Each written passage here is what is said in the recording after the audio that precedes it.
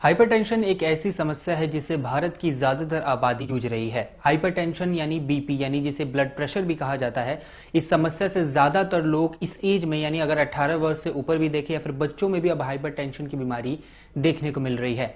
कई ऐसे प्रिकॉशंस होते हैं जिसे लोग अपने से आजमाते नहीं हैं, इस वजह से भी बीपी की जो पेशेंट्स होते हैं वो बढ़ जाते हैं। और कई लोग ऐसे भी हैं जो बीपी के पेशेंट हैं यानी हाइपरटेंशन के पेशेंट हैं, लेकिन उनको लगता है कि जो दवाइयां मैं ले रहा हूं वो ठीक है, बीपी मेरी बढ़ रही है बट मेरी जो बॉडी हो गई है वो यूज टू हो गई है इसको लेकर के।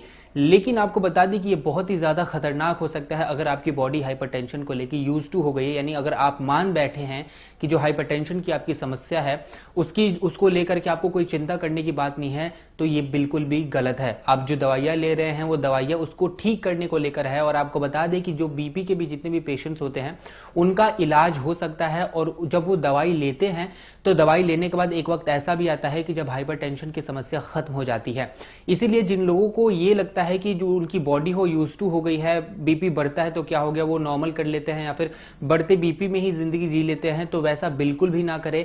इसीलिए आज हम आपको एक हेल्थ एक्सपर्ट से यानी डॉक्टर से बताएंगे कि आखिर वो कौन सी ऐसी समस्या है, आखिर अगर आप कौन से ऐसे प्रिकॉशंस लेते हैं और आप अगर बीपी को नजरअंदाज कर देते हैं तो कितनी बड़ी समस्या हो सकती है आपके लिए, और कौन कौन से प्रिकॉशंस लेके आप उन समस्याओं से उबर सकते हैं यानी बीपी से बाहर आ सकते हैं। तो चलिए सबसे पहले आपको हेल्थ एक्सपर्ट से बात कराते हैं, डॉक्टर साहब से बात करवा देते हैं।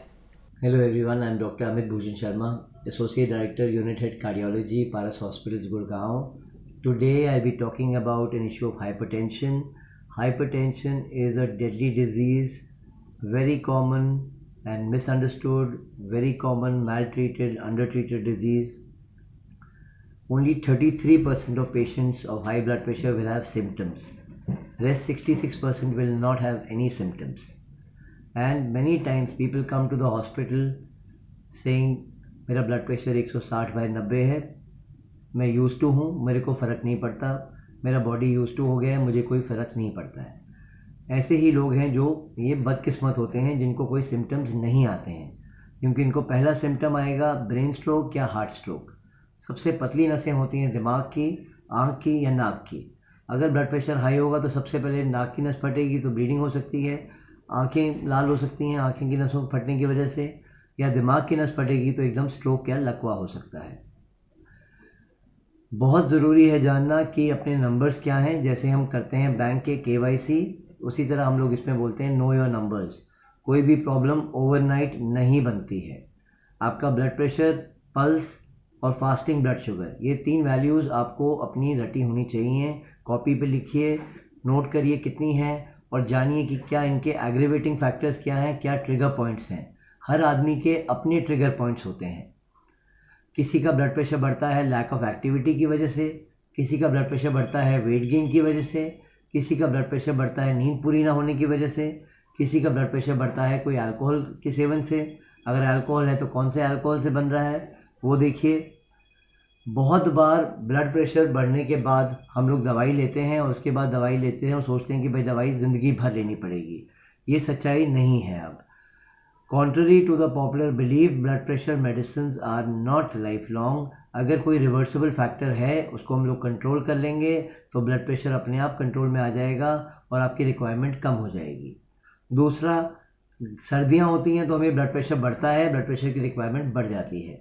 गर्मियों में ब्लड प्रेशर की रिक्वायरमेंट मेडिसिन की कम हो जाएगी, क्योंकि पसीना निकल रहा है, बॉडी का सॉल्ट निकल रहा है, नमक निकल रहा है, तो उतनी रिक्वायरमेंट नहीं रहती है जितनी सर्दियों में रहती है।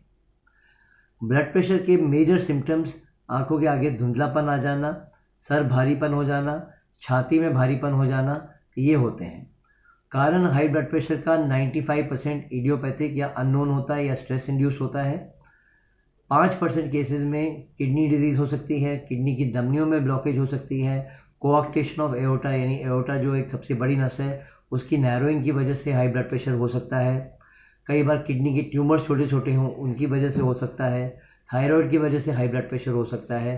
तो ये सब हमारे secondary causes of high blood pressure हैं, ये हम लोग रूल आउट करते हैं अगर आपको किसी को ब्लड प्रेशर एकदम बढ़ा हुआ हो तो।